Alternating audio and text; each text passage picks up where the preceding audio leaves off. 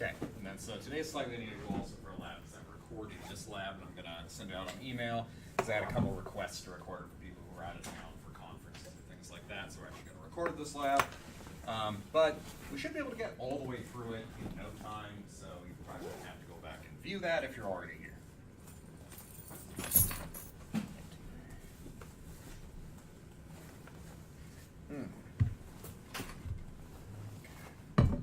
Okie doke.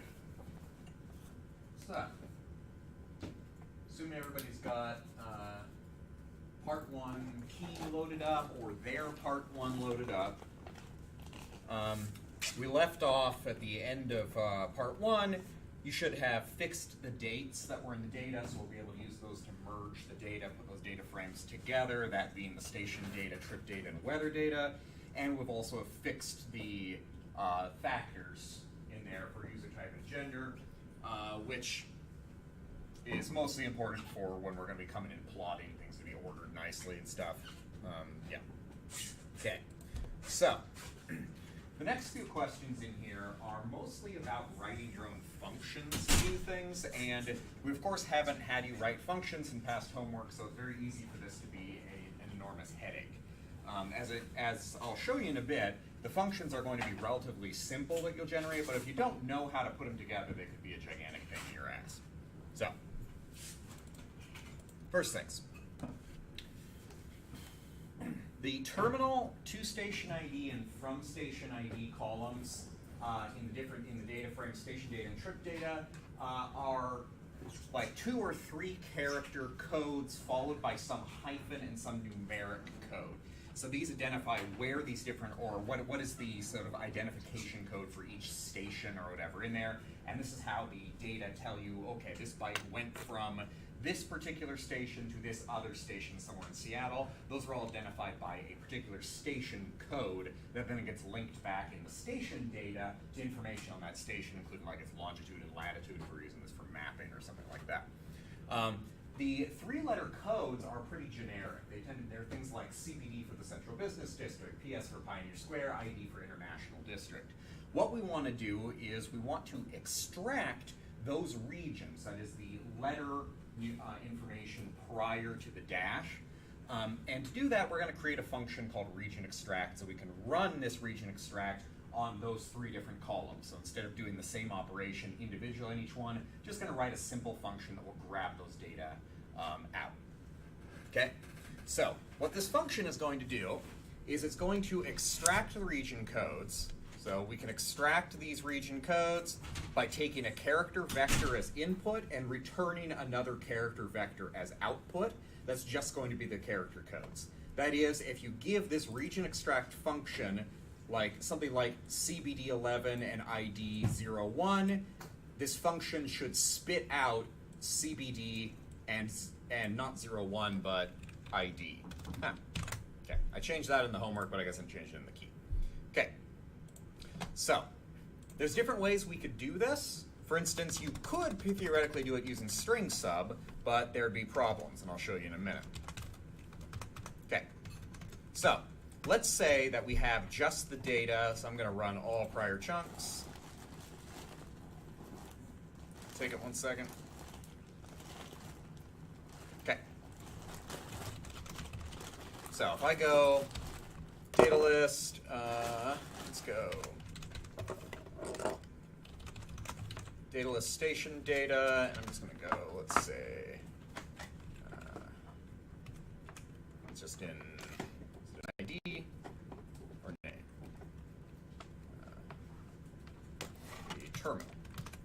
Okay, so the codes look like stuff like that, right? So we see BT01, BT0304, DPD03, SLU01. Okay, they're all either 2 letters or 3 letters long. Okay, so do you have an idea of a way that we could extract, say if I just wanted to get like DPD1 out, if I want to get the 3 letters DPD out of here, how would I extract that kind of information from these? I'm not talking about writing a function, but is there some existing function I could use that would extract this stuff for us?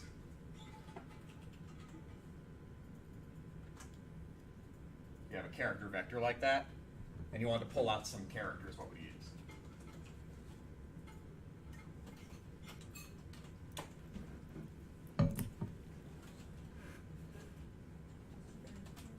string sub. Okay, what would you give string sub to do that? So let's say I go string sub, and then I'm going to put the data in here. What arguments would I give string sub if I wanted to extract BT01? Like the BT out of this first element. I mean, like, it's weird because there's some with 3, so you could take out, it seems like everything has 2 digits that are following, right, in the dash. You can just take out the last 3 digits. Remove the last 3. How would I do that? I forget. It's like negative. Yeah. So you count back from the so end. The last one's -1, but it'd be like, what, negative 4? Yeah. So if I did that, we get something like that. So what we want to do is we want to invert this operation. Put the -1 there and then the -4. Or is it? Well, what's it actually going to be? We want to keep the beginning. That's right. I'm going to be quiet now. No, you're on the right track. You just need to flip it a little bit. You're doing good. What should we do? +4? Or no? We want to keep the beginning of these things, right? So what's the beginning?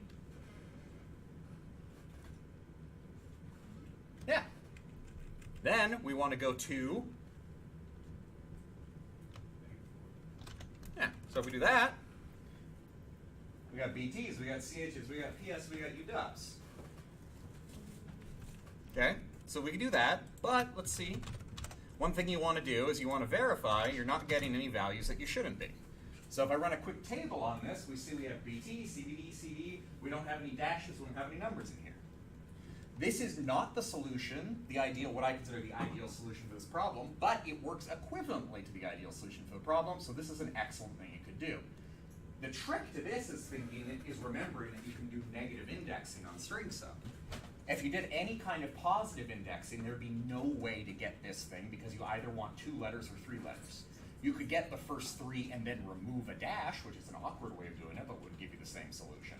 This is nice because you're just saying, okay, I want to go to the beginning and then chop off the last 3, which luckily in our case is always dash and then 2 digits. So this works perfectly. An alternative I'll just give you because it's more complex would be to say string extract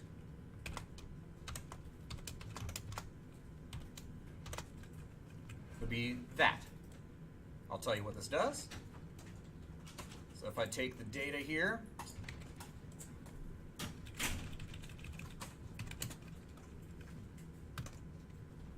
I get the exact same solution.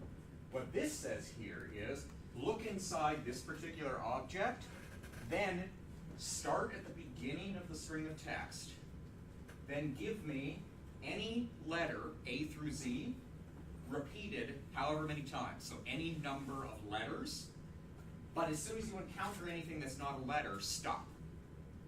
This would extract all letters at the beginning of something. The nice thing about this is this would still work if for some reason some of those station codes had 3 digits or something to them, 3 numeric digits at the end. So it'd still work. Do you always have to, when you have the double brackets, do you always have to put quotes around the thing inside the brackets? Only if you're accessing it by name. Okay. Yeah. In this case, I'm accessing the named element of data list that is station data. You could also equivalently say, I could also do that. And this would say, go into data list, go into station data, and then get me terminal. The reason I'm doing it in quotes here, though, like that, is that it's much easier to say send a function quoted information like that than it is to send it something $ like that. So I tend to, in this homework, show that in case you want to make use of selecting a data frame in a function. By and large, you don't have to, but yeah. Can you say, what did the caret and the asterisk mean around? Ah, yes, regular expression mumbo jumbo. Okay, so the caret here says go to the beginning of the string. So the way regular expressions work is that they search for something. And regular expression caret here says, okay, whatever we're looking for must be at the beginning of the string. If I didn't have it there, it could go to the end of the string, find a bunch of letters in a row, and return it. In our particular case, it would actually give you the same result, but here I'm being explicit to say these letters must be at the beginning of the string. It says, look at the beginning. The star says whatever is in the group before it, so the things in brackets are treated as a single item, it's a group of things. Whatever is here can be repeated an infinite number of times. So this says find a letter. The star turns that from find a letter to find all capital letters forever. So there could be 1,000 in a row. It would return all 1,000 of them until it hits something that is not A through Z.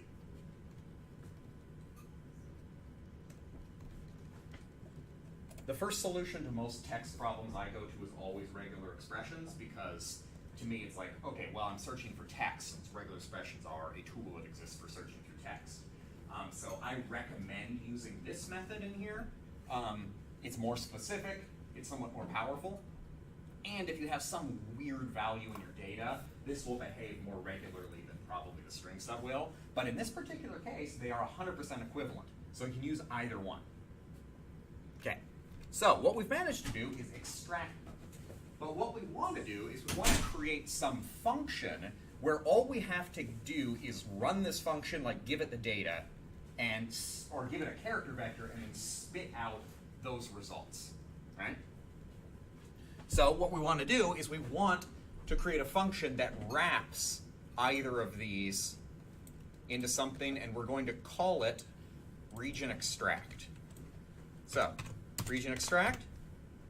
How do I assign a function to something?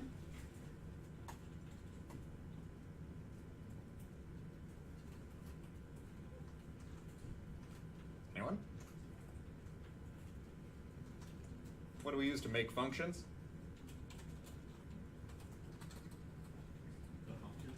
It's the function function. We make functions with the function function for making functions. Function. Okay. Function makes functions. Easy to remember. We're going to have it have one argument. What's its argument going to be? Say what? Well, no. That's going to be what happens inside the function. We want function to take a single argument. You specify arguments inside the parentheses here. I'm going to call it, for ease, I'm just going to say function x. We're going to give it something inside the function. Whatever argument you give it here is going to replace an x inside. You can call it anything you want. Call it anything you want. Actually, to make it clear, I'm just going to call it function argument. Okay? But what is this argument that is going to go into here? It says it up there. It's a character vector. Some character vector is going to be argument here, inside. Then we do some brackets, and everything inside of the brackets are the body of the function. This is where the stuff actually happens inside. Okay? So, how would I take, let's say, let's use this regular expression one, because I like it more and I want people to have experience with regular expressions. Let's use this one. How would I make this string extract function here work for the arbitrary argument to this function? How would I put it inside this body and make it work? Anyone have an idea?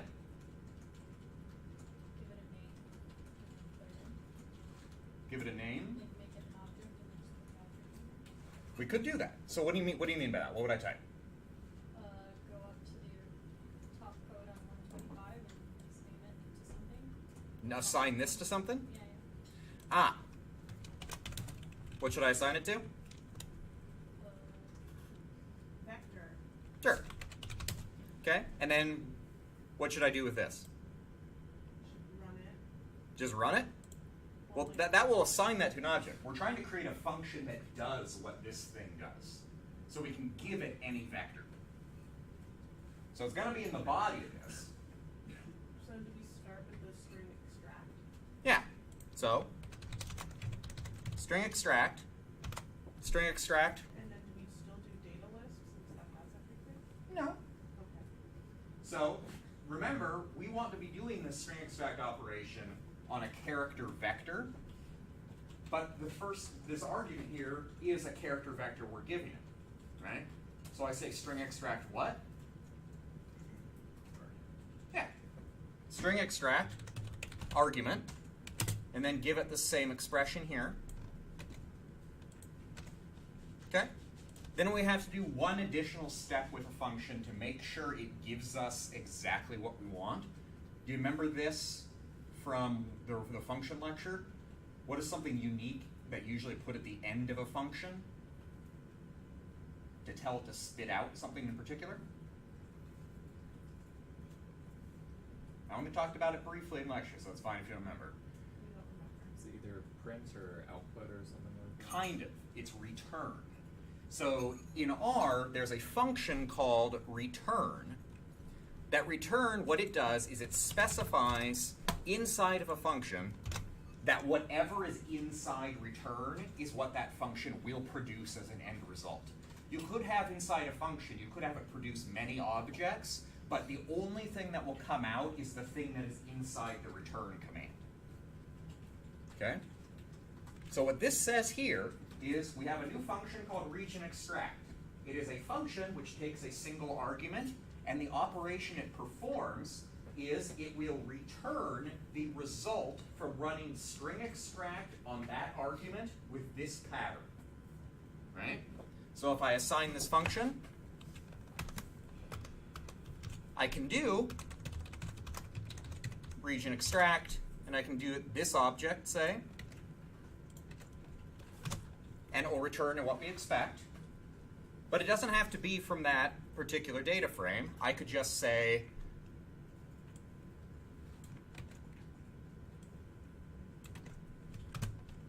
I could give it that. I could give it just this CBD11, ID01. It will return CBD and ID, which was the exact example shown up above.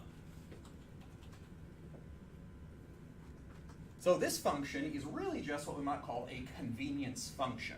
All it does is take some function we have inside that we've already decided on. We could type that whole thing out and use it every time we wanted to use it, but we're going to use it a few times. Now we just have sort of a slightly more convenient way of calling on that function. When I tried to run that piece of, oh, never mind. I did something wrong. Okay, do we have questions about this?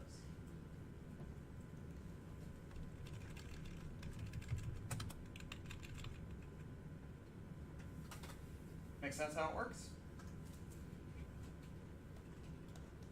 It's a very basic function, but you might create functions somewhat like this for your own work.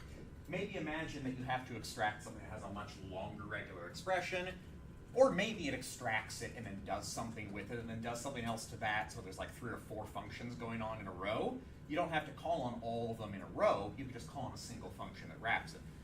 The end of this assignment is essentially going to be doing that, where we do a whole bunch of function calls inside of a single function, so we don't have to keep repeatedly typing them out. Okay, so it's important that everything about this makes sense. No questions? Okay. Okay, so what we're going to do next is we're going to use our region extract on data list station data and trip data and make new columns called terminal region, to station region, and from station region, using that function from the appropriate columns in each of those. Okay, I'm going to begin with station data. Okay, what syntax would I use to create a new variable in station data called terminal region? What would I do? Region extract. Sure. But can I just directly call region extract? How would I create a new variable? How do we normally create a new variable? Mutate. Okay? So, if I want to use mutate, what do I have to do first? Mutate requires us to do something before we do a mutate to call on mutate. Import dplyr. Yeah. Okay. Well, we have to pipe things into it, right? Right. Okay. Okay, mutate. So, how would I create a new variable called terminal region that is the result of that string, that region extract?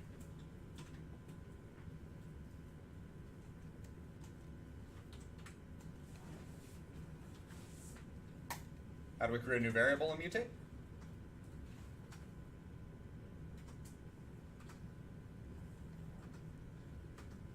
Give it the name you want.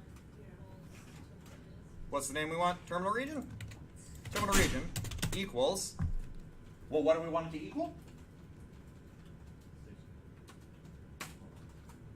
We want it to be terminal region, and we want it to be the output, right, from the function we just made. So that, okay. Region extract, and then what are we doing region extract on? So in this particular data frame, so if I go, I'm just going to show it to show you. Inside station data, these ones, Okay, so we're doing it on terminal. yeah, terminal. Okay, so that, if I browse over here, would give me our terminal region. How would I then save that to that object again, to keep it, to keep this change we've made?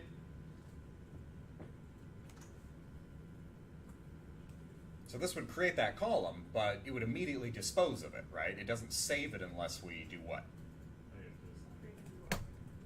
Yeah, we could either create a new object, or in this case, I'm just saying we're going to add it to it.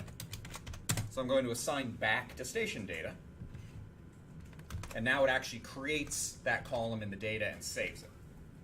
Okay? And we're just going to repeat this for trip data for the from station and the to station region.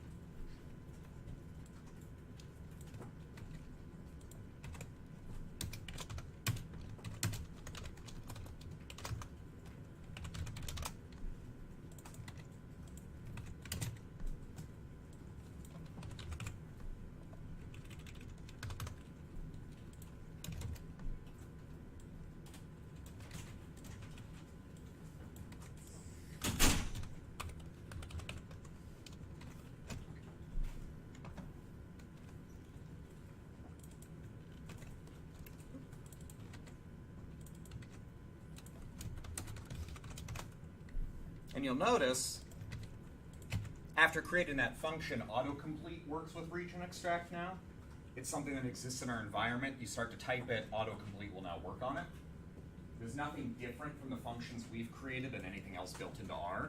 They're all built the same way. So if I start typing, right, region underscore, it will automatically pop up and say region extract. It doesn't say it exists in a package. It says it exists in .global environment. When you look over here, the function region extract we created is shown over here as a function of our argument. Create a function, it just exists in your global environment. You can call on it, it's like any other R object. Okay.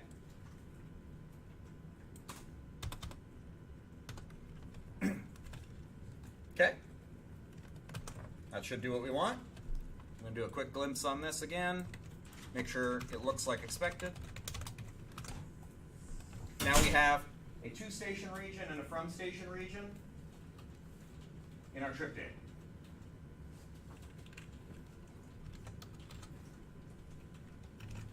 Okay. So that was everything we needed to do with that region extract. Any similar function you create, any kind of function that's designed to extract something, modify something, whatever you do, you could similarly create a new variable from it using syntax exactly like this. You could just have some mutate, new variable name, whatever new function of your own generated, and it will send its output into that, assuming it works element by element along the vector. Any questions about this part of the process? Or anything up to this point?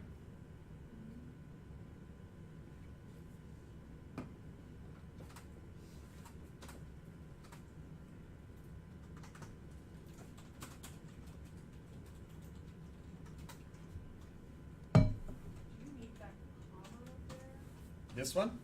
Yeah. Yes. So what that comma is saying is that this is one variable that we're creating and the expression used to create it, comma, the next variable and the expression used to create it. So you can create multiple variables inside of one mutate command, and each creation of a variable must be separated by a comma. When I tried to do that, it said that there was an unexpected comma in the function and wouldn't let me run it. Okay, it would depend. Do you have an? Okay, there's about three things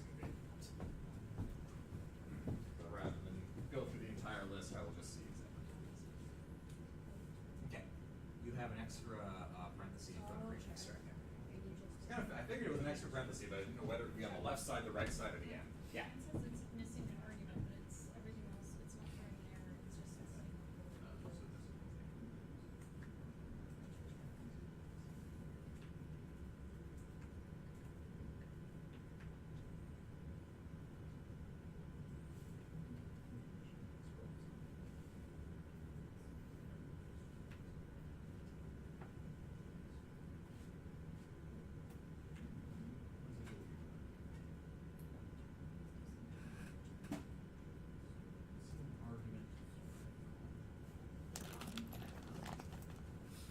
No idea.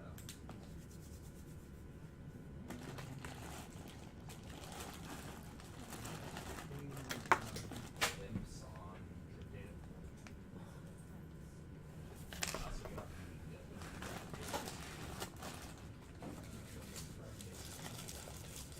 Oh, okay. Now, yeah, there's that's just linking arrow, some sort. Yeah. I got behind something to catch up Okay. to, but I'm giving you next one.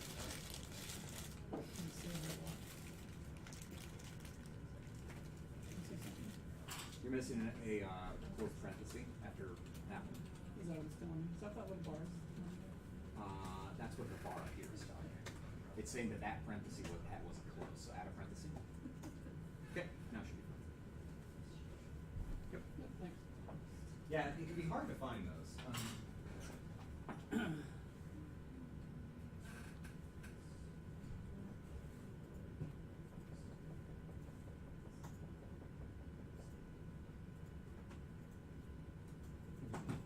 Trip data.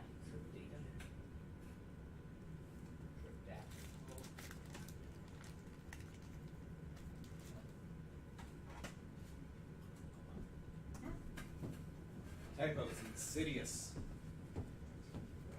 Not a very informative error on that one, too. No. Okay.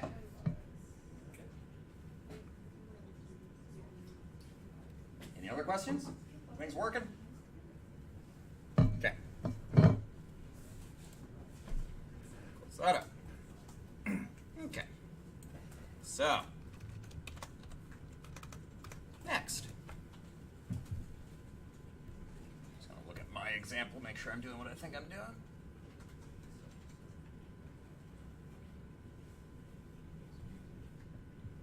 Okay. Okay, so there's a number of ways we could do this one. So this one says, in the events column in data list weather data, it mentions whether there's rain, thunderstorms, fog, what is the nature of sort of weather events, most of them precipitation related. Some days there are multiple weather events, and I'll show you. So if I take data list weather data, what would be a way that I could, let's say I wanted to see each unique value of events, what would be a dplyr command I could use to get at that? Distinct. I'm going to say distinct events. Okay, so these are all the distinct events we can see in the weather data. There could be rain, there could be NA, rain comma snow, fog, fog comma rain, rain comma thunderstorm. Okay? What we want to do is we want to create a new variable called rain that is going to take one of two values. It's either going to take the value rain for whenever there's rain, or no rain if there is no rain. And as you can probably guess from the events one, NA means that there was no rain or no weather event. So we want to create a variable that will say rain for that, rain for that. Well, it'll say no rain for this because fog is not rain, but it'll say rain for that and rain for that. Okay? It's a couple different ways to do that. I recommend using string detect, but how would I do this? How would I create a new variable called rain, first of all? Mutate. Rain equals. Okay. So, first thing I'm going to ask is, how would we determine whether there is like rain or not? So how could we check? with some function, some check that would just tell us basically true or false if there is rain. Like true if there's rain, false if there is not. Have an idea? If else. If else would be good for assigning it, but for actually figuring out whether rain is present or not present, what we use. There's a number of different ways to do this. Strings. What was that? Strings. String sub could be used, but there's one complication with using string sub. The one problem that blocks us from using it is that you could go string sub 1 to 4, that would be equals equals rain. That would work, that would work. This would not, because rain occurs at the end of this one. That. String detect. Do you remember how string detect works? What's that? Doesn't that go through the string and it detects where And it detects what? But do you remember how to use it? What would I say here if I wanted to look inside the events column and find rain?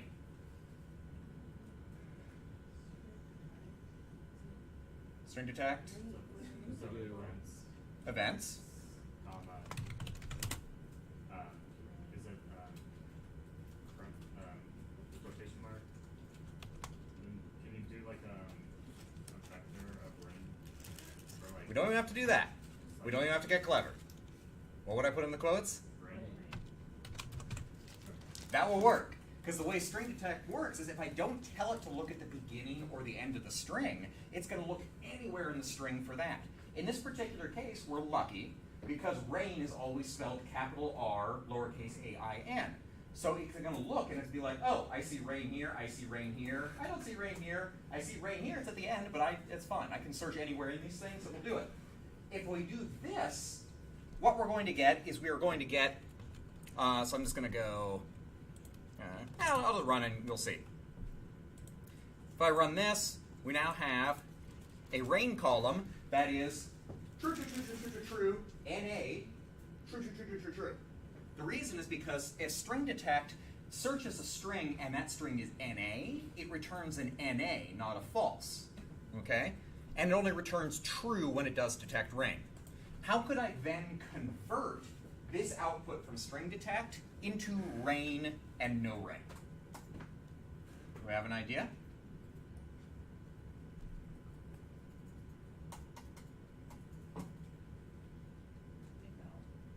If else, where do I put it? Anywhere you want. Is it definitely equal sign for rain? Yeah. Yeah. If else, okay. Then what do I do? Comma after in the middle of If where else. you are. Yeah, right there. Okay. Quotation. Oh, first true, so rain. Yep. And then comma none or whatever we're calling I think it was. I think I say up here, no rain. Okay. Now if I do that, now what we have is rain, rain, rain, rain, rain, rain, rain, NA, rain, rain, rain. So Yeah. how do we do the Exactly. That is sort of the idea. We have to somehow figure out how to get anytime it is not rain, replace, we could do it in a couple different ways. We could do it all at the same time, or we could do another command that just replaces the NAs with no rain, knowing that that's what they are. Could do it all in one go too. Do we have any clever ideas for how we can do that? I'll take any way that works. There's about like a million different ways because R is that way. How about if I just wanted to replace the NAs with no rain, knowing that all of them are no rain? Replace. Replace? Kind of. How do we do replacements in a variable in dplyr? We create a new variable on top of that variable, right? We overwrite it. We do another mutate. So this is one way to do it. I could just say, okay, mutate rain. Would it be no Say what? Wouldn't it be no, if we're mutating NA to no rain? Yeah. How do we do that? We're going to overwrite the rain variable, because Oh. all we want to do is we want to leave all these rains, we want to leave the same. We just want to replace the NAs. So how would I do that? So if it is NA, I want to replace it with no rain, else I want to leave it the same. If no. If else, if else what? Is.NA. Is.NA what? No rain. No rain. Quotes. Well, is.NA needs a variable inside of it. What's the name of the variable we want to check? NA. It's rain. Okay. Then, if it is NA, what do I want to do? What was that? No rain. Yep, I think that's what you said, but I couldn't quite hear. And then what do we want to do if it is not NA? So if this is false, what do we want to do? Yeah, we don't want to do absolutely nothing. Okay?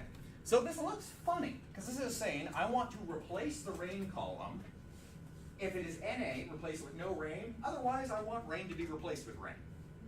Well, if you replace something with itself, it does nothing, right? So if we go like this, I run this, output. Now, where events was NA, we now have no rain. For rain, we have rain. This is a two-step way. It works perfectly. There's no reason to complicate it. I'm happy with this. Conceptually, is the reason that you didn't put rain in quotations because you're not overwriting everything to rename all of those things rain? It just knows that if it is rain. the Well, variable rain is the name of the variable. Yeah. So you leave it as the variable. So If this was quotes, that would be saying is NA, is the string rain NA, and that will always be a false because the string NA is not missing. yeah, I mean on the ending part. Yeah. Why that's not in quotes. Ah, so there are cases where the rain variable is not NA and is in fact no rain already. We don't want to then make those the rain. Yeah, does that make sense? Yeah, so that's why you don't want to overwrite all the other. Yes. Oh yeah. Okay. That's yeah. Exactly. Because all the ones that were fog are successfully labeled no rain because they were not NA. Trixie. Yes. Is there a way with this code to like quickly look and see if there was a typo or something, how that would pop up? What kind of a typo? Like Like- if it's case sensitive or something and then you didn't, Oh. it doesn't capture it and so it's being assigned to either of the ones that you needed to? Ah. So. How would you Kind check? of. So let's say that we had. So the thing that I did at the beginning was actually me checking for case sensitivity. So if I do something like count event here, events. This is actually when I do this or did this. I did it with distinct before, but I usually do count because it gives me a count of them. This was also me checking for case sensitivity. So in this case, I was like, well, they're all capital R, like rain, and I know that this is all possible values in the data, so I know it's fine. But if there was a mix of cases or something, it might be a problem. But the main thing to do is you usually want to check beforehand rather than check to see if it got wrong afterwards. But you know what I would normally do. Another thing you might do is this. Let's go after I've already created this. I might go count events rain.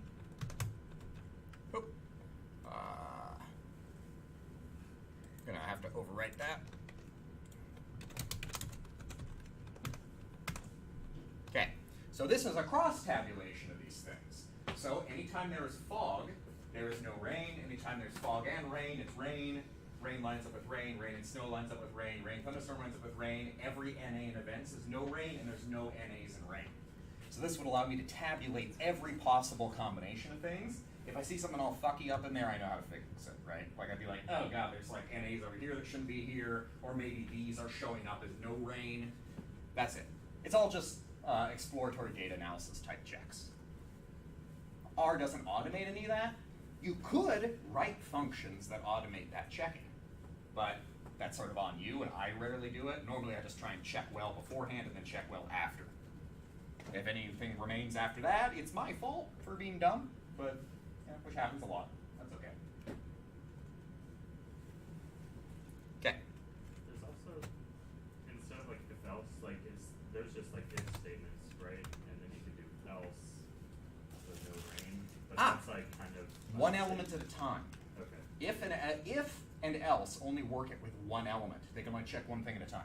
Okay. There is another way to do multiple if-else statements simultaneously, and this is the way that I would answer this one, which I don't expect anyone to remember how to do. But if you want the example, I would say, well, first of all, I would probably type competently.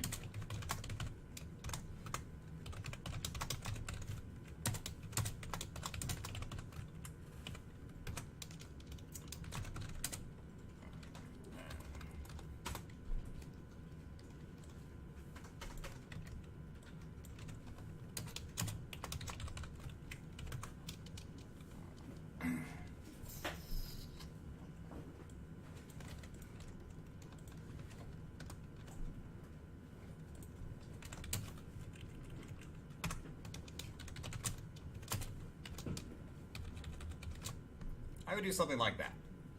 What this should do is this will go, look in my weather data.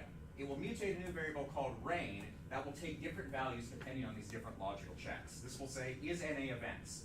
If events is NA, it will assign no rain to it. Then, if that is false, it will go down to the next one.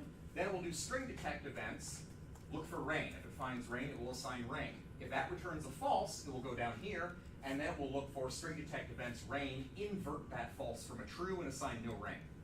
Then at the end here I say, okay, if none of these return a true, I fucked up, and so please return an oops.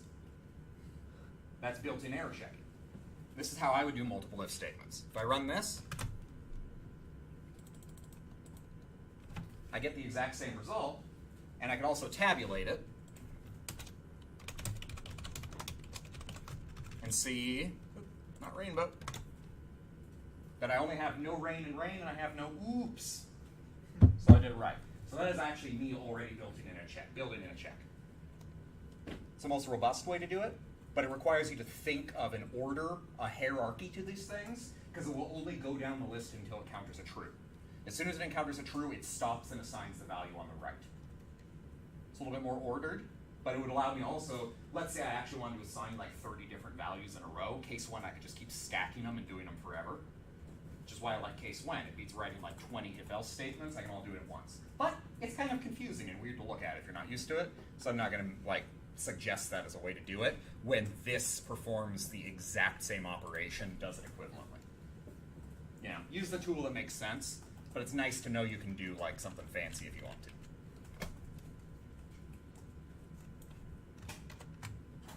Okay. How So, do you do that? so if you highlight everything and type Control-Shift-C, it comments and uncomments everything that you're currently highlighting.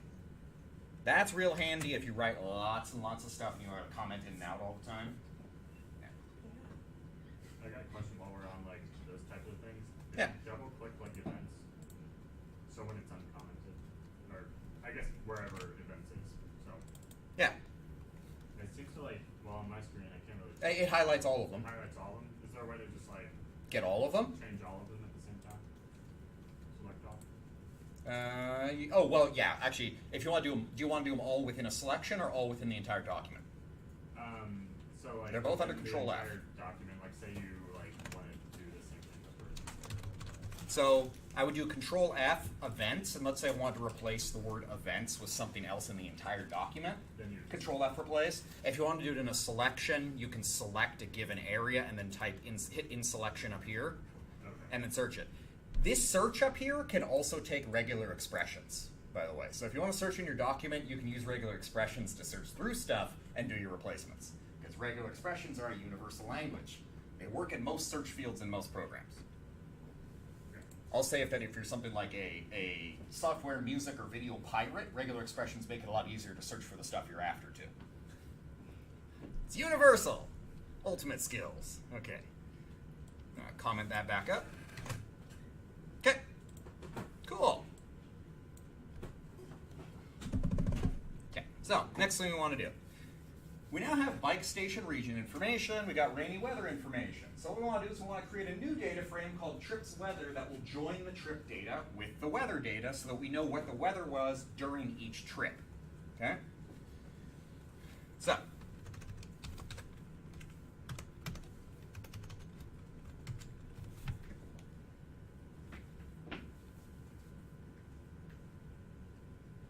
yeah. I don't need to do anything fancy. Yeah, okay. So, if we want to join our trip data and our weather data together, we might need to do a little bit of modification, but the columns that we're going to be able to use to join them are going to be date-time columns, because we have dates and times when rides occurred, and then our weather data is in dates and what was the weather during that date. So we can join over time, right? Okay. So how would we join two data frames normally? Left join, right? So what we're going to do is we have all this trip data, and we just want to get matching weather data onto it. First thing I'm going to do, though, is I'm going to take a peek at it to make sure the formats look fine for the two data frames we've got. So, if I look at my trip data, we're going to be matching on time and date. So I can see start time and stop time are nice date time objects because we converted them to be that way in one of the previous, or in part one. If I go look at my weather data, all weather data has is a date. Date is a day, right? It doesn't have time. It's not a date time object, it is just a date. So if we're going to match on the dates, we need to convert our start time, stop time, probably just the start time column, in the trip data, temporarily or permanently, whatever, convert it into a column that is only the dates. Okay. So to do that, I'm going to take trip data. Okay. So the easiest way to do this is probably to create a new column. How do we create a new column?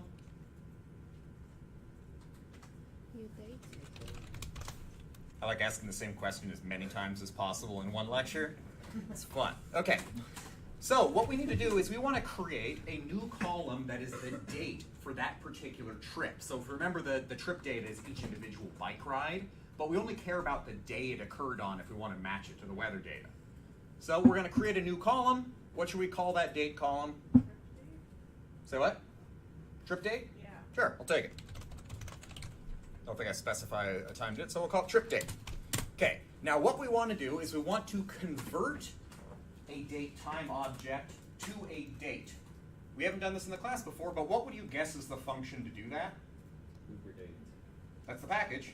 Date. Yes, date. You make a date with the date function. Okay, so we're going to say trip date is date, and then the column is, I'm just going to use, what was it, start, no, start time. I think that'll do it. Is that what I want? Could not, oh, whoops. It's, should be able to use date, or is that in, The lowercase comes up. yeah. Couldn't remember if it was capital, because I think as date is capital. Okay, so now what we see here, we have a new column, trip date, that is data type date, the same data type we saw in our weather data, and it's formatted nicely as a POSIX date object. Okay, so that's all we had to do to create that. Okay, so the next thing we want to do now is we want to join our data frames. How would we do that? We want to join our new trip data with the trip date to our weather data. What was the function? I will take left join. Left join? How do we do that? We want to left join it to what? Weather data? Yes. Grab weather data. Okay. Then, do you remember how to tell it to join by something? Remember the syntax? It's usually the second argument to left join.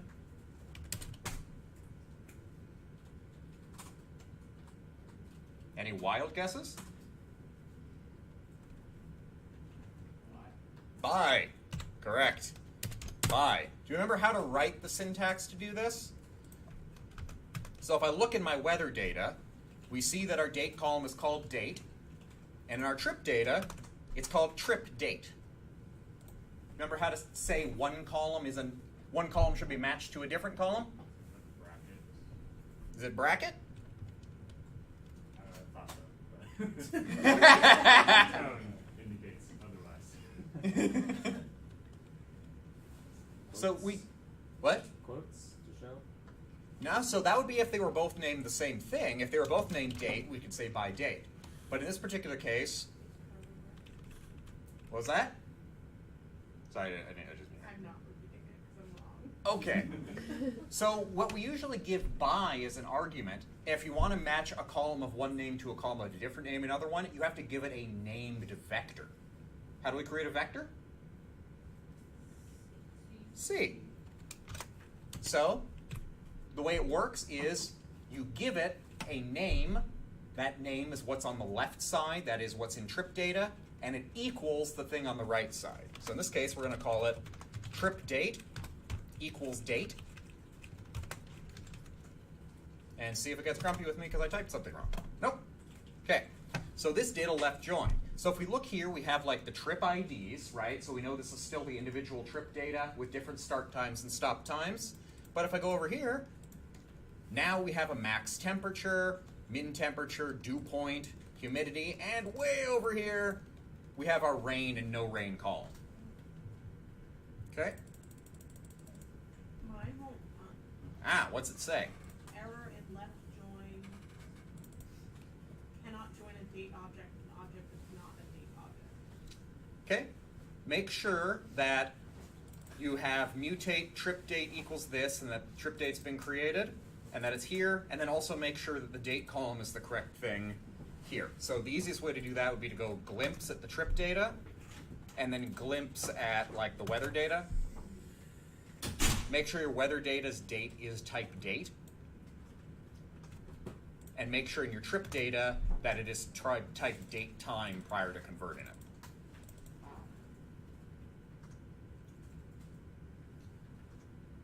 Mine says argument Y is missing. Argument Y. So did you have this data frame here? And are you piping all of this into it? Oh, I'm missing a pipe. Yep.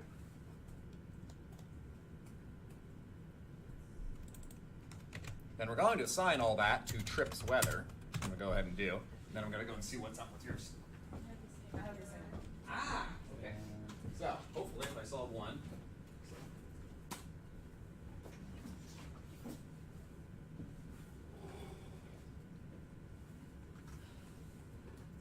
Most likely.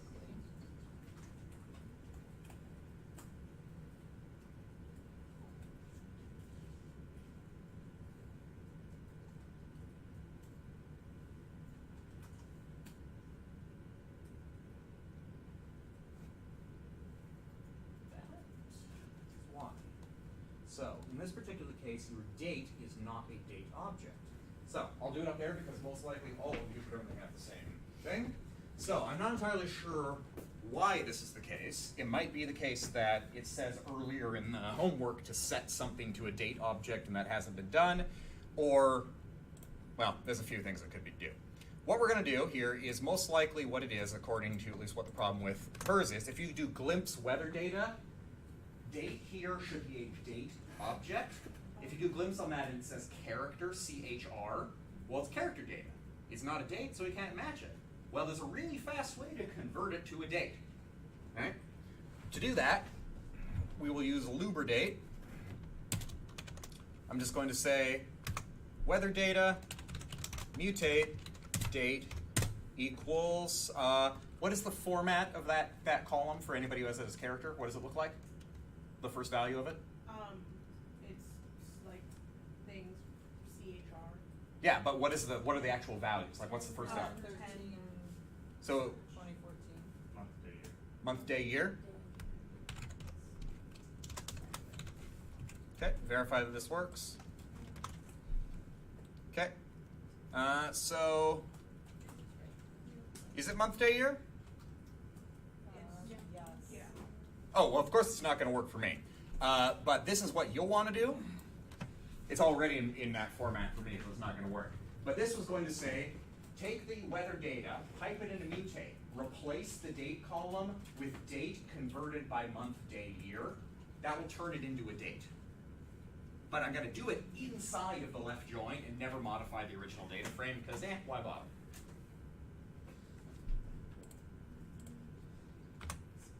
Okay, does that work for you guys? If it doesn't kick an error message, the answer is yes. I see unexpected special. Unexpected special. It worked for me. Worked for you. Okay. Okay, I can run it. And does it kick an error?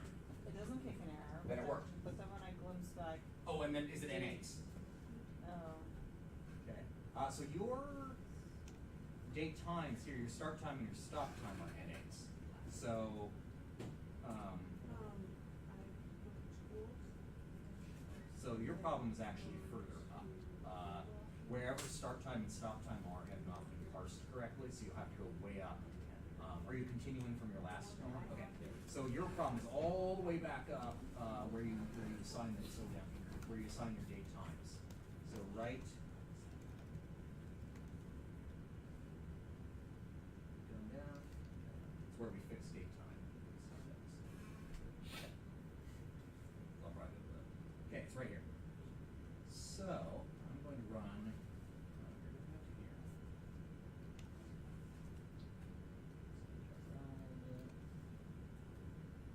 Okay. Glimpse this. Glimpse, month, day, year, hour, minute. Okay, that's fine.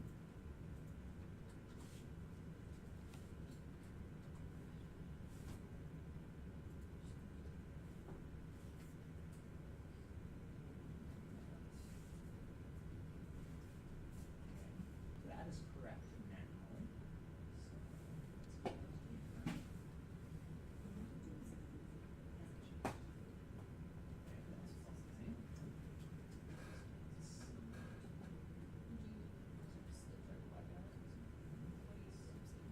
Weather. Well, it wouldn't be needed because it's just like when we put it in brackets, it just put it there, it's for the whole thing. Oh, well, Right? That makes sense, so. I think you're right, yeah. it's possible that that chunk was just run twice up there, which would cause that. It's also possible that it's not. Oh. That is your actual problem.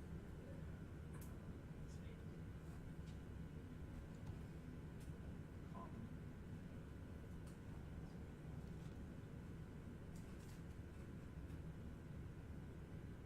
Okay, now it's chunk. Okay, so the actual error was apparently the chunk where you assigned the, used lubridate MDY HM way at the top, somehow got run twice. And it overrode it with an invalid object. It shouldn't do that, but that's the way lubridate works, and we're stuck with it. Okay, anybody else currently having a problem? Yeah, I think I got it. Okay. Cool. When in doubt, rerun everything from the start, especially on something that's this fast to run, and often problems will disappear because it's something like a chunk got run twice or something. Steve, did you still say it was 2020? Figured out.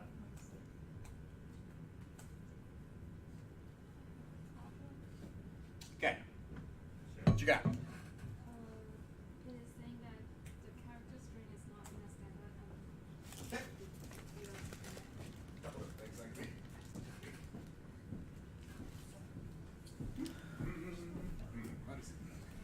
Okay. Character string is not standard unambiguous display in black and white. I keep on them. I got like Christmas gifts and stuff. So it's cool. Yeah, it's Now like.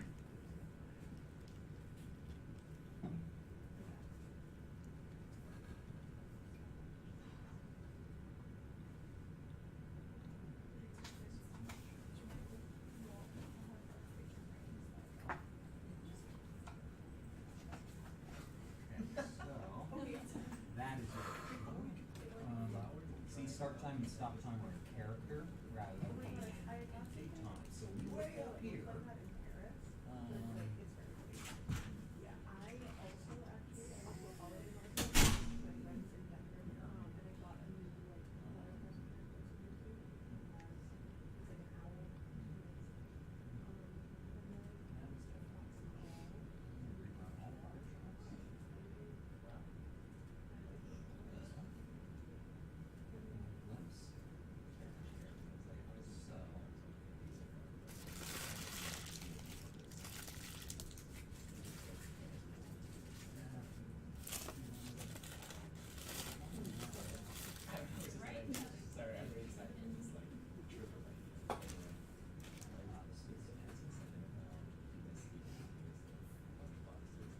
Yeah, I know.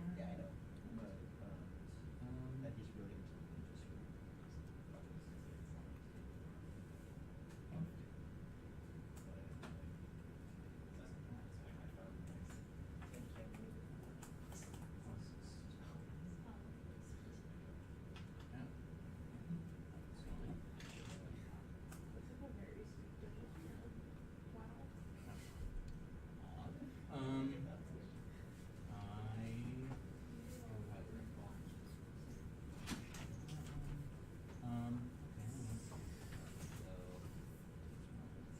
This is a very stupid, wow.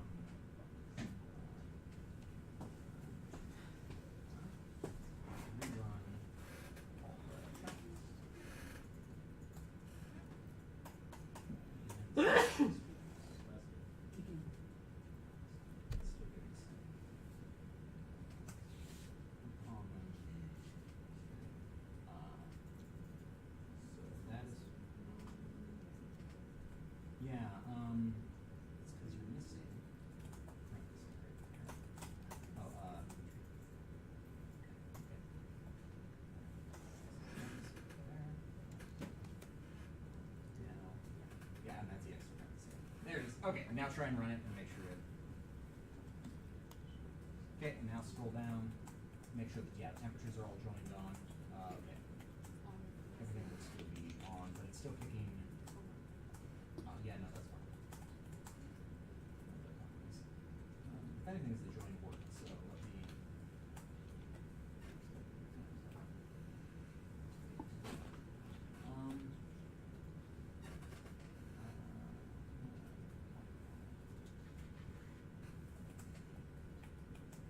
So, why is the join is succeeding?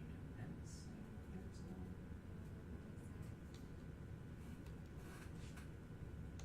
Oh, yeah. Okay, there's an extra parenthesis. That's the actual file.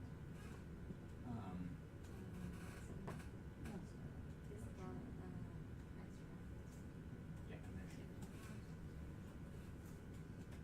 Okay, that works, but you'll notice in your go all the way.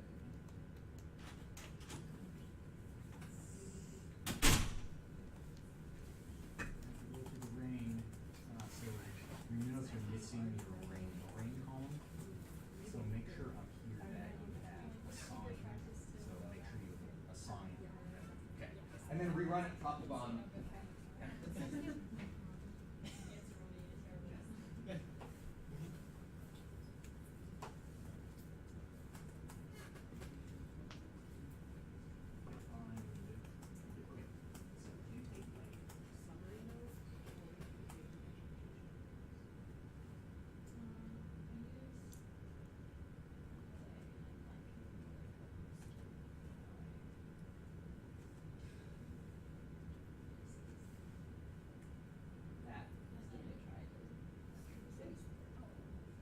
Typo, that's an insidious typo because it's an actual function.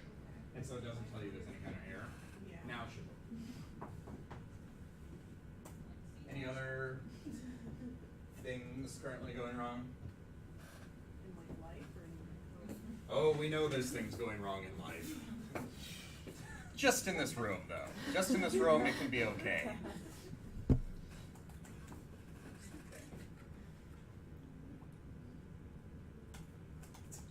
Yeah. No, the world is a dark and terrifying place. Yeah. So if I want to create the trips on weather object in the data list, can I just Add as a new element? yeah. You could. Yeah, if you want to do that, you could just do data list, like double brackets, named trips weather, and you could create it in there. I'm just creating trips weather out here because we're just going to work with just that data frame from now on, and so we don't need them to all be gathered together anymore. But you could, you absolutely could. Okay. Whew. Okay. Now the grand finale, the last part, the very last question, is we want to create some sort of a function called daily rain rides that will take two arguments. It will take the region code and the direction of the trip, and then it will do a bunch of things. It will first filter the data down to trips that came from the stations with that region code or went to them, depending on whether it's direction from or direction to, right? It will make a new data frame called tempdf with 1 row per day, counting the number of trips of that region code going that direction. This data frame should have columns for the starting date, how many trips there were that day, whether there was rain or not that day. You're going to use group by and summarize to do this. Then it's going to use tempdf to make a scatter plot using GNPoint with the trip starting date on the horizontal axis, the number of trips on the vertical axis, the points colored black for days with no rain, and deep sky blue for days with rain. Give it a clear legend, blah, blah, blah. Okay. I've given a skeleton, in this case, that looks like this. We know the function is daily rain rides. We know it takes 2 arguments, the region code and the direction. Then inside, the magic happens. Okay? So, we can do these in order. I've actually put them in pretty much the order that we want to do things. So we want to begin with filtering the data in some way. So, all we're going to do is we're going to give it region code and we're going to give it a direction. But the use of that region code is going to depend on the direction, right? We're going to be, if the direction is from, we're going to be looking at the from station ID or the from station region thing we created. If it's to, it's going to be the to station region. So we're going to begin doing something based on the direction, okay?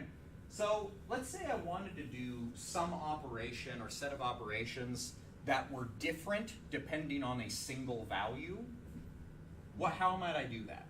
Let's say I wanted to run a function when direction equals to, but run a different function when direction equals from. We have a general idea of how you might do that?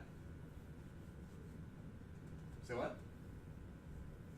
I think you might be. Group by would be a way to do this. We want to do them simultaneously.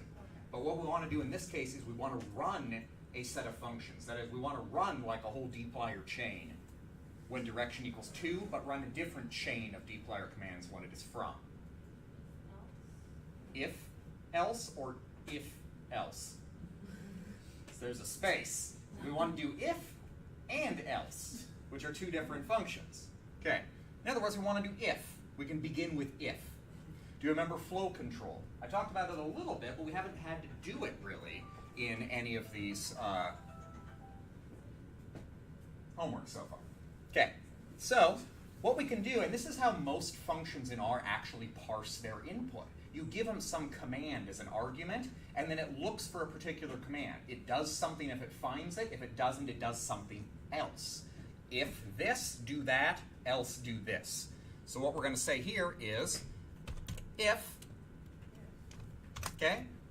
So how would I create a statement that does something if the direction is to? Do you remember what goes inside if's argument here? You're probably on target. Could be in. That would be more like a loop style. You could use %in. Well, if says if logical statement inside is true, do whatever follows the if. Well, what is the logical statement we would want to do if we want to make this function do something when the direction is to? Direction equals You are dead on. Direction equals or equals equals. Oh my God. 2. I know. Its programming is very specific, but there's reasons for these things. In that, if it was direction equals 2, it would be an assignment, because the assignment operator is also equals. We just don't use it in this class because it's confusing. So, this says, okay, when you run this function, if direction, if you give 2 in quotes, do whatever is inside these squiggly brackets. Okay?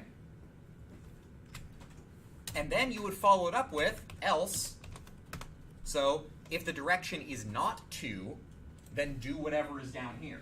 Since this only takes to or from, we could make the assumption that if somebody does not write to, then they mean from. You could also make it check specifically that they type from, but in this case I'm just going to say if direction equals to, else do that for simplicity's sake. Okay? So, okay, what we want to do now is if the direction equals 2, we want to create a temporary data frame that contains only the appropriate region codes that we're after based on region code, right? So how would I do that to say, I'll just go ahead and call it, I'm going to call this temp1, temporary data frame. So how would I assign to temp1 the data from our TRIPS weather data frame that is from the appropriate station region when direction is 2? So we need the data frame first, right? Because we're going to use TRIPS weather and a pipe it. How would I select the rows of data that I want? How would I pick the rows I want? What command picks rows? That's columns. Filter. Filter. Okay. So now, if we're talking about rides going to a station, what column in TRIPS weather describes the station things are going to, or bikes are going to? Destination. No, we created a column in one of the previous questions today. You remember? We extracted region codes and we assigned them to a variable, 2 different variables.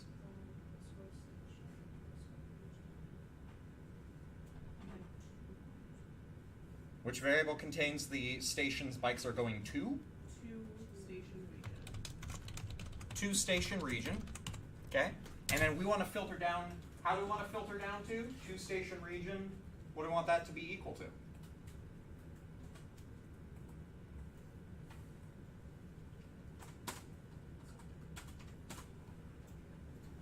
It's one of our arguments. We want it to be equal to this region code we're providing. Because we're using that region code just to say we're going to give it a particular region code, and it must be equal to that. Okay, so all this does is, if the direction is 2, it filters the data so the 2 station region equals our other argument. Well, if the direction is instead from, what is this statement going to look like? Are we making another? Yeah, we're going to do the exact same thing.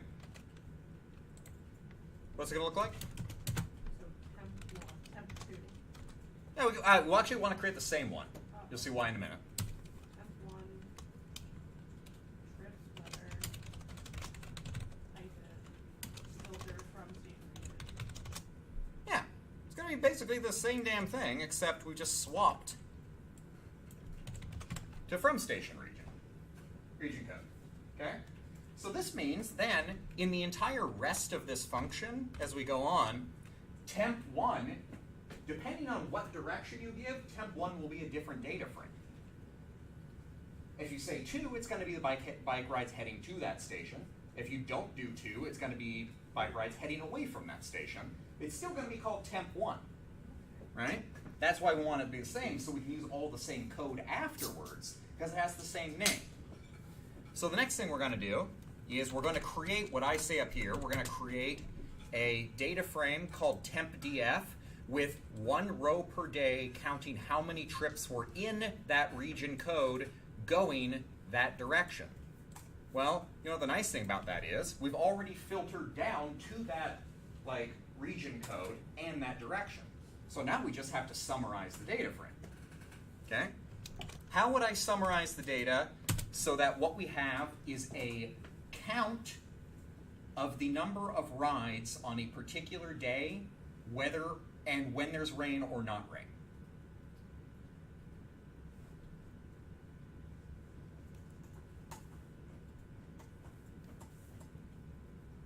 So we start with the data we just created, which is going to be called temp1. What do we usually do before a summarize command to tell it how to summarize the data? Like what columns or what rows to create? We group by. Okay, now what we want is we want to group our data by the date and whether or not it was raining. How would I do that?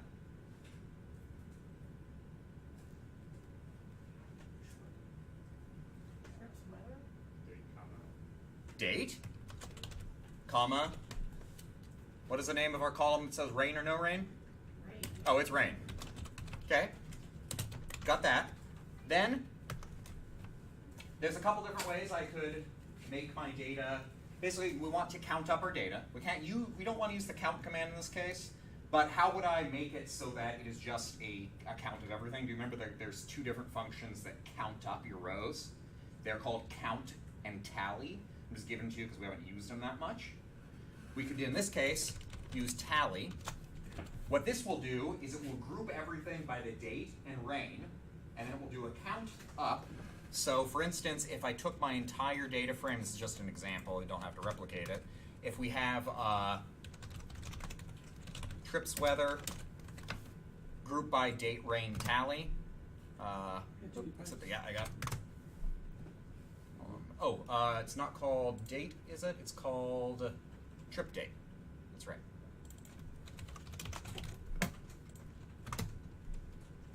Now what it has is one column for the date, one column for whether it rained or not, and this is the number of rows that were in the data corresponding to this particular date. Right. We just collapsed down to a count of the rows. Well, each row is a trip in the data. We just want now a count of the rows because that's how many trips there were. So up here I'm going to do replace date with trip date. Okay? You could shorten this like this. Count. And that will also work. And I'll show you right here. Count is a shortcut for group by and then tally. Barely ever used in this class, but it's really useful, so I'm going to tell you now.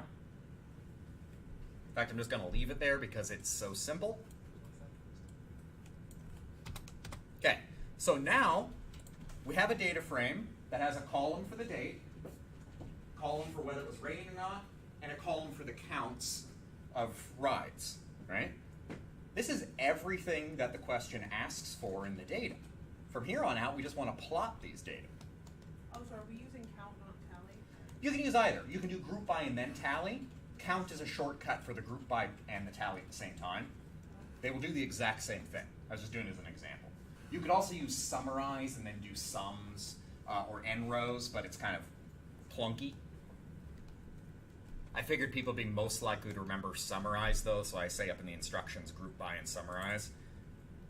Count is a shortcut for group by and tally is a shortcut for summarize variable equals n. Okay. Okay. So now we have our data. So inside this function now we have it's spitting out data, right? And the data is shaped by the region code and the direction. Now we need to plot something, right? We need to create some sort of a plot, and it says here we want to make a scatter plot with g on point, with the trip starting date on the horizontal axis and the number of trips on the vertical axis. How would I make a plot that is like that? What is the first call for a ggplot plot? Yeah, it's ggplot. I like the trick questions. Okay, so ggplot, what is the first argument of a ggplot? The data. Our data is temp df. The next thing, what is the next argument we usually give to a ggplot? Yeah, the aesthetics. What are our aesthetics here? They're specified above.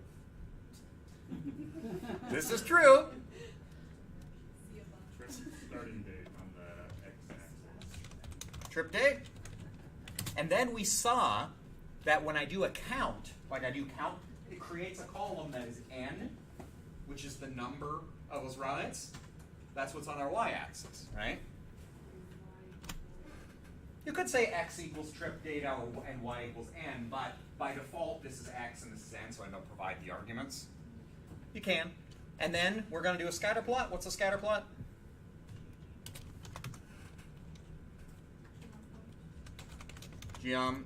Point. Okay.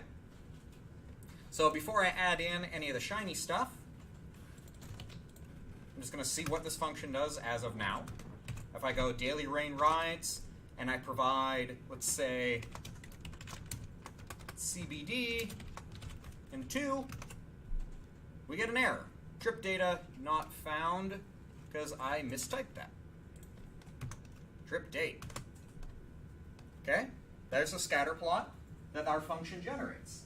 So the only thing I have to provide to daily rain rides is the argument, the region code, and whether it's going to or from that particular region. So let's say I change this to from. Changes a little bit, but it's pretty similar. In fact, it looks eerily similar.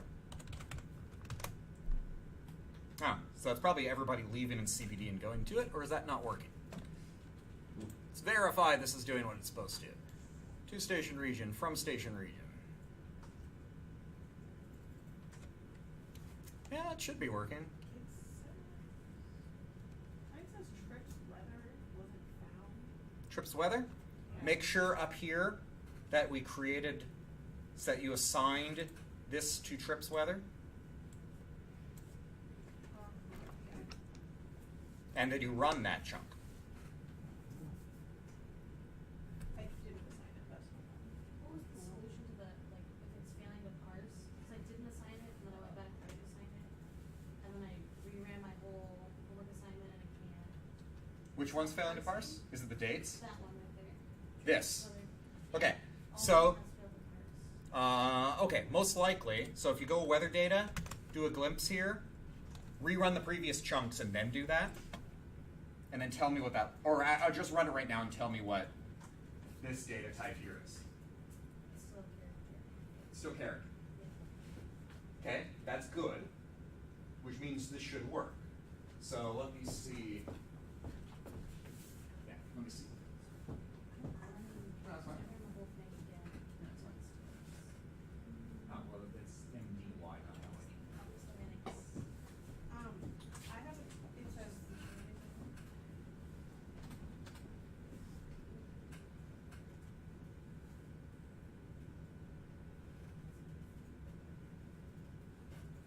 This is trip underscore date, and that's also trip underscore date. Okay. And then up here, date is actually trip underscore date. Okay. I originally typed capital D date because I thought that was my key uses as that variable, but I'm using. It runs all this, but doesn't like that. Okay, group by trip underscore lowercase d date. So the group, it's not date capital D, it's actually trip underscore date. Oh, that's. And then this here is not trip data, but trip date. And then it says that rain is unknown. Rain is unknown. Okay, so we want to verify that we've gotten that column here. So go to trips weather and give me a glimpse on that.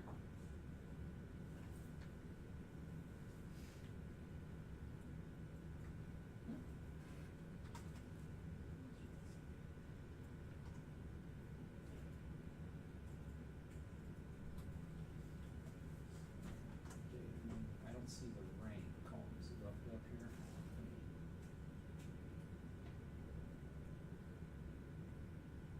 Oh, we didn't assign this, so data list weather data needs to be assigned back to weather data. Oh, back. Yeah, because we need to add that column to it and overwriting it. So we're gonna. So, well, this is not that part. This is the other part of the plot. So Mhm. this. That's not this group by, part- it should be trip underscore date. And This in group by date, This should be gone. no, the just date. Date. So Okay. it's gone. Trip underscore date. Like this, right? Yeah. Okay. Now, and then that needs to be piped into a tally, or you need to, so I'll scroll down so you can see. Okay. it. The easiest way is to put those, instead of using group by, would just be to count by those variables, and I'll show you right here. That is the way I did it right there. Do you have a question? Or- Okay. It didn't pick up, it didn't like put an error thing, Mhm. but it's not showing me. It's not going to show you the output for that, Oh, that okay. one, because you're not calling on it. You'd have to, you could glimpse the output and it'll show you. If it assigns to an object, that output gets tracked and put in that object instead of being displayed. No, I mean for the daily The plot. rain ride. Oh, okay. Let me see. Oh, We need a plus at the end of that, not line, because it's not running G on point. Oh, without a okay. plus. crazy. There we go. Okay, yeah, okay, no, one second. The rain call didn't show up because. Okay, we'll go to the where you create it. we need to ran assign that and I back to ran weather the data. and did a glimpse. So you can exploit it, but not assign it. Yes. So if we needed to run it to the weather data as. Trips weather not found. Okay. Rename the data. Notice how trips data isn't here. So It's just data we lists things to make sure weather that trips data. data is being created where it appears like it's been displayed. So we need to make sure this is assigned trips data. So trips data assigned operator.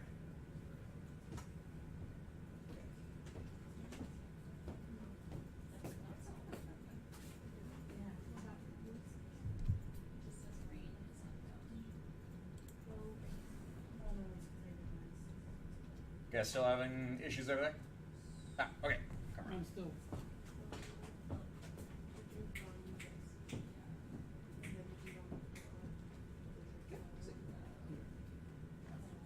so are we supposed to do from or to?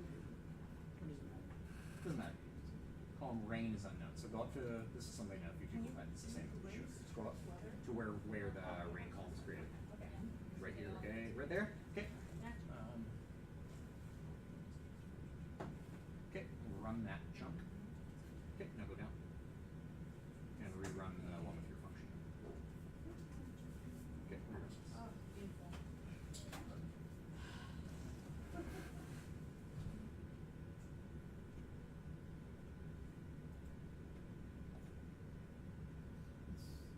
Okay, let me see.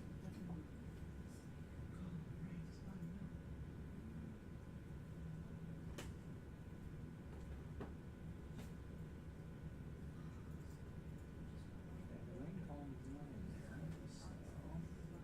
Like, change for the sets of code. Oh, because you also need to rerun this. Is that the one? Because I had two sets of code.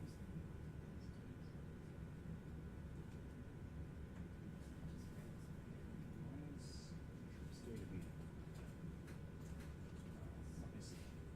Yeah, I had two chunks. Like this chunk is another chunk that it wasn't.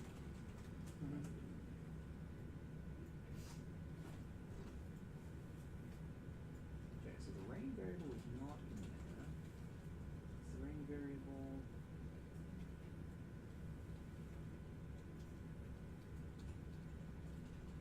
Oh, yeah, this isn't being assigned, so you need to make sure Oh, I gotta sign that. that is assigned back over weather data and then run that chunk and all subsequent chunks. So I'd make this rain? No, just this should be assigned back to itself. So just copy that and assign to it. Yeah, so then just do an assignment operator after it. Oh, you mean after this one? Yeah, because you have to assign back over that object. So before the pipe, yeah, do assignment operator. Okay, paste. Okay, now rerun this chunk. Then the next chunk.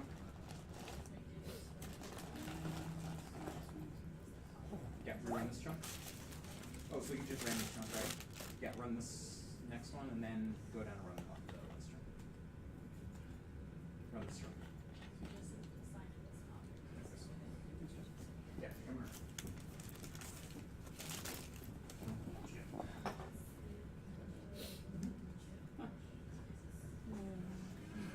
Yeah, you're not overriding it, so it's not going to change it.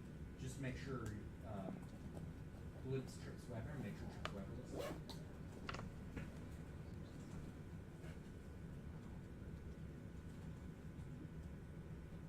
So glimpse instead.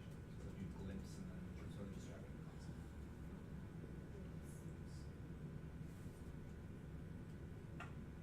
And then trips weather, trips weather. How does your plot turn out? Kind of just scattered looking Okay, thing. so you're missing. Yep. Only really distinctive thing is like in April, there's kind of a spike. Most likely. It looks like he's got that too. So what you need to do is make sure you assign back to this, right? So, because you have to, you basically go on a rain call. So run that one, then the next one, and so on and so forth. Sure. Okay, now, let's go down to, actually, glimpse weather data, doesn't tell you anything, but rain is here now, but join one, so go down and, Like particularly when I don't no longer want to do a piece of work. yes. Like my Then brain you're is gonna have just to, like, where is the love? So that should be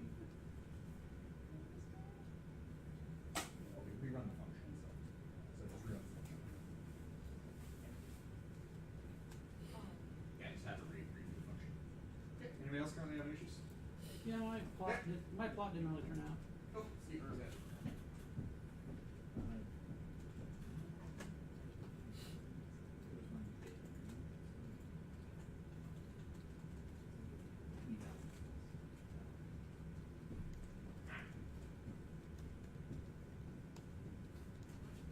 My plot looks blank. Okay, so scroll up. I'm like, okay. Okay.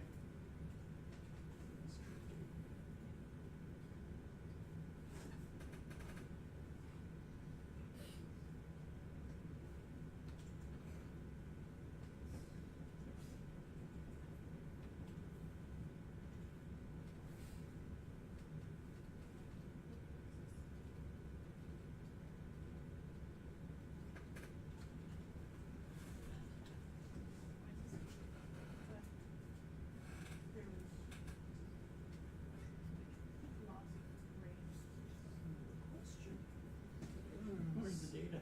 Yeah, so I'm going to use Run each one.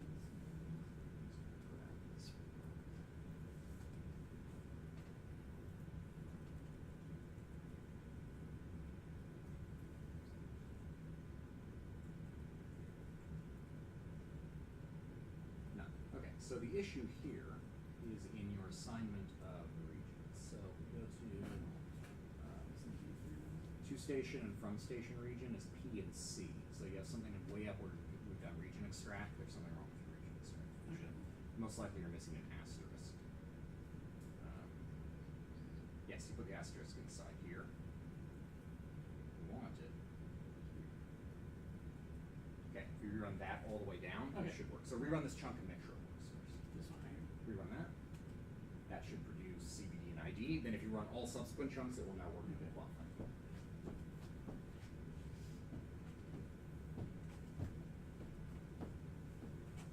I would have explained more about how I found that so quickly, but That was really. yeah. But we're running low on time and we want to finish this one out. Okay, so cool. Now we have it producing a rudimentary plot down here. What we want to do next is we want it to make it so, okay. We want the points colored black for days with no rain and deep sky blue for days with rain. Okay, how would we do that? Go back to aesthetics, Yep. What would I add? color. See, Rain? Rain for now. I'm going to rerun this. The point colors are now rain and no rain. Okay? So, how do I adjust those colors? So remember, that's in another command, separate. You remember how to adjust colors on things? It's a whole series of functions that let you adjust how things map to other things. You remember scales? So do you remember what it is? So if we want to we want to assign a color manually, what is the scale function? scale dot manual, Nope. scale Scale, color, and then we want to do it manually. It's scale, color, manual. Okay, so the nice thing with scales is we can also use them to adjust our legend name. Right now it says rain. In the question it says, give them nice names. I don't even think it says, okay, I don't specifically say weather, but I'm going to say, let's make the name weather instead of just rain. Then we want to make it so the values for rain are black and deep sky blue. For that we go values, black, deep sky blue. The factor levels for rain and no rain are just going to be alphabetically in order. So no rain starts with an N. Alphabetically it comes before rain. So black is the first level, deep sky blue is the second level. If I rerun this, now black is no rain, blue is rain. Okay. Next thing, we want a nice title on here.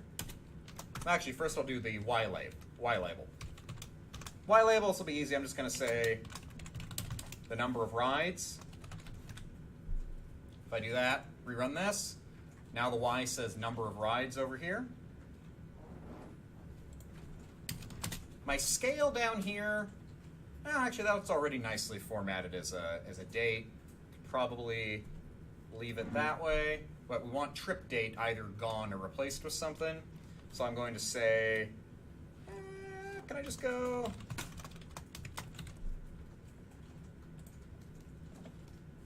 Date. Okay. Now, something actually complex.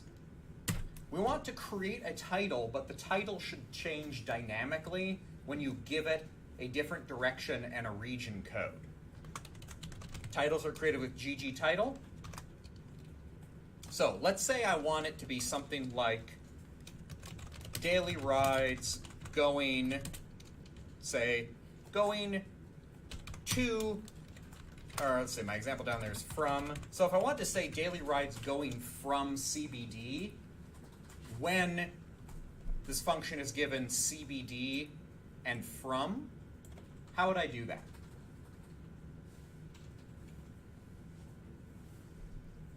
First thing, what function stitches together text, like characters?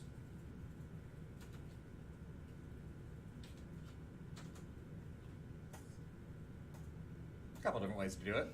It's one we used a lot. Remember pasting things? Okay. So, we would say something like paste. I'm just going to use paste 0. It's easy to work without spaces. How would I change this so instead of saying here daily rides going from CBD, it got the from and the CBD from our arguments to daily rain rides? Anyone have an idea?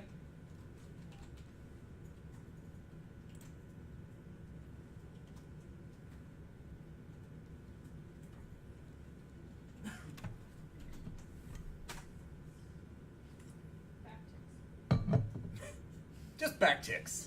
Just That's always easy. It'll know what we want. I'll just give it some backticks. Okay. So I'll give a hint.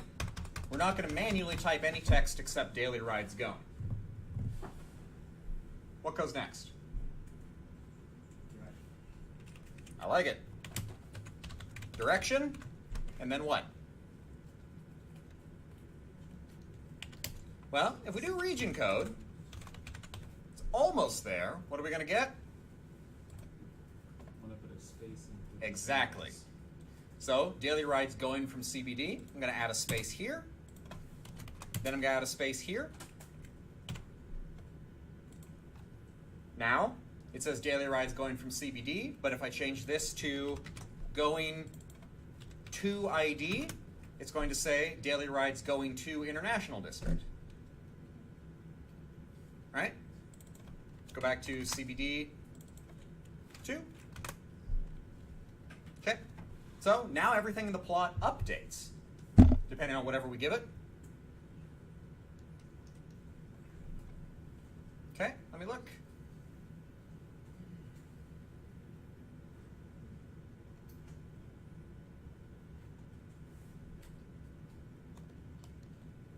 Yeah, that's everything. Now we have a cool plotting function that all you have to do is give it 2 arguments. We don't pipe any data into it. We don't do anything. It figures out everything else based on what we've provided it. It updates the title, everything. Mine doesn't have spaces. Spaces? Like, it says, oh, never mind. That's weird about. Yeah, I kind of went fast on that, but I added those spaces manually. Okay. This could be done streamlined. You could reduce the amount of code in here to get this job accomplished. Like you probably cut about half that code out and still do this, but this shows how you can actually potentially build something useful.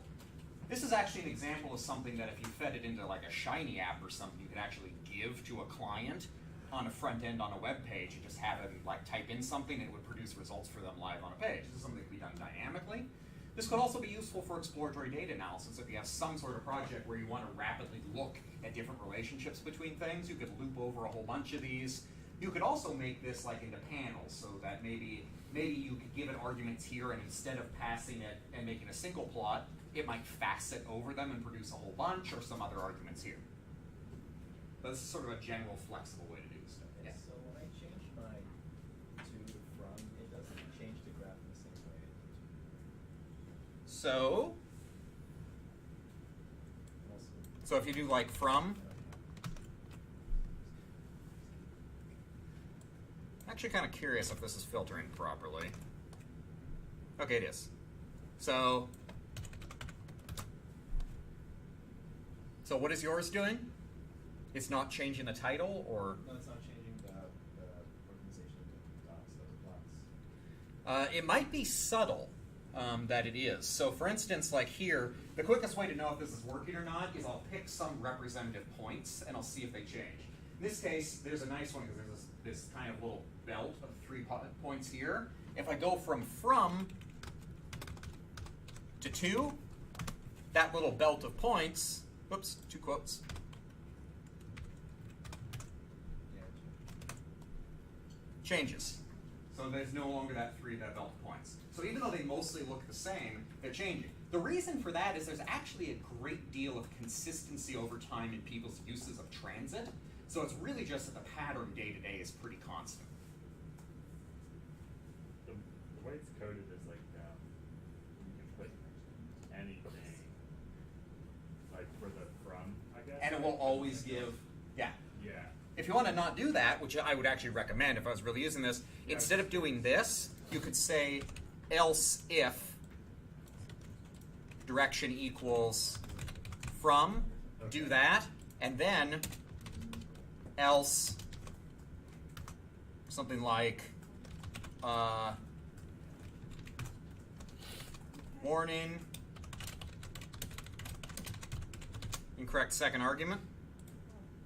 Okay, so now it still works like this, but then if I say weasels, it instead, well actually no, it's going to do that because it's not even going to be able to find it. Else if direction equals else if, no, that should actually, oh, it's not going to print the warning. This should be stop. There we go. Okay. So stop allows it to cease running the function and kick out whatever error I say.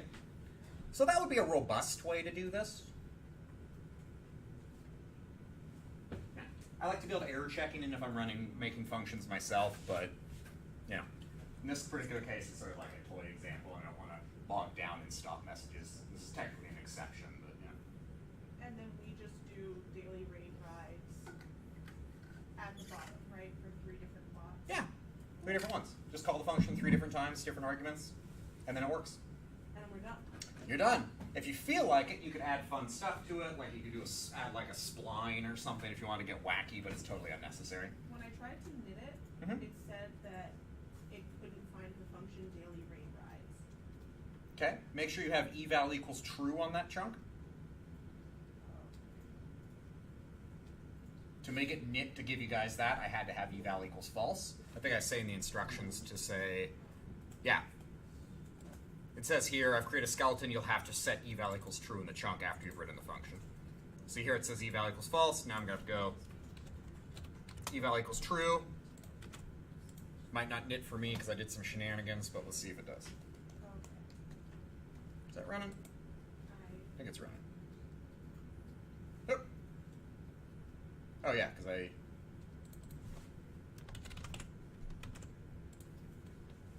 And it's still the same. Same problem? They can't find the function. Yeah. Fuck something up. Still saying it can't find it Yeah. for daily rain rides. Let me see.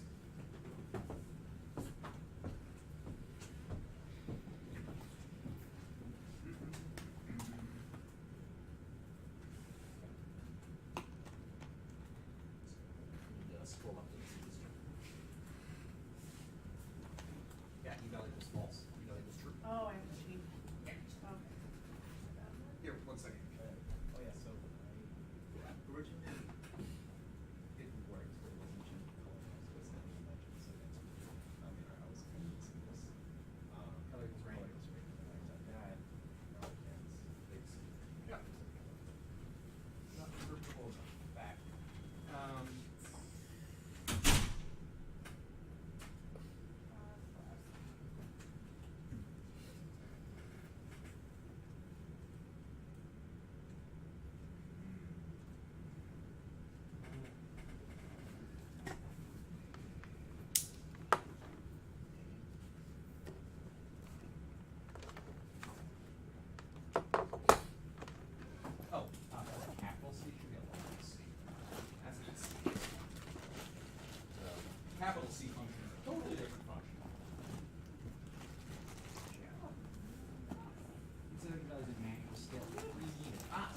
problem with your rain variable. Your rain variable takes 3 values instead of 2 values.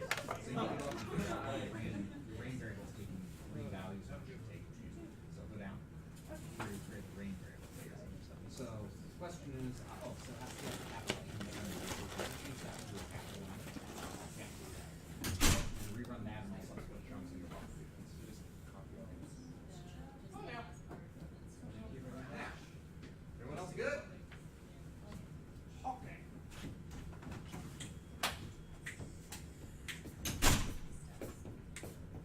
So Jeff, when I needed it, Mhm. the plot doesn't come up when I need it. Ah. What does it say? Does it say MAs or missing values or something like that? Doesn't say anything. Does it say anything under the plot? Or where the plot's just blank, or is there no plot? There's no plot. Okay, I'll check here in a second. Oh yeah, mine too.